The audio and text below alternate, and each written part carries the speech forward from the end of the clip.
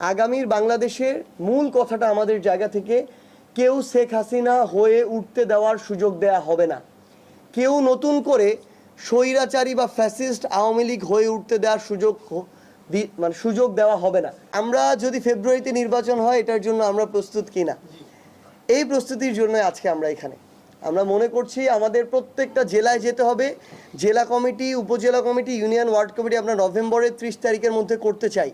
যদি আমরা এটা করে ফেলতে পারি, আমাদের এই লক্ষ্যটা পূরণ করতে পারি, তাহলে ফেব্রুয়ারিতেও যদি নির্বাচন হয়, এনসিপি বাংলাদেশের অন্যতম গুরুত্বপূর্ণ রাজনৈতিক দল হিসেবে বাংলাদেশের হয় সরকারি দলে কিংবা শক্তিশালী বিরোধী দলে যাওয়ার জন্য এনসিপি তাদের জায়গা থেকে ফাইট করবে এবং আমরা বিশ্বাস করি ওই সাংগঠনিক শক্তিমত্তার দিকে আমরা আগাচ্ছি। আমরা অভ্যুত্থানের পরবর্তীতে বলেছিলাম যে এক ফ্যাসিস্টকে গিয়ে আরেক ফ্যাসিস্টকে আমরা এই বাংলাদেশে জায়গা দিতে পারি না।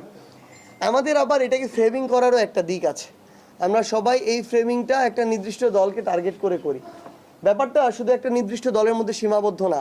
এই চরিত্রে নতুন করে যদি এখন বাংলাদেশে ধরেন 5টা রাজনৈতিক দল হলো, এর মধ্যে আরেকটা দল এই চরিত্রে আসতে যাচ্ছে বা আমি যাকে কল্পনা করি তাদের মধ্যে কেউ আসতে যাচ্ছে, এটা সবার জন্য প্রযোজ্য।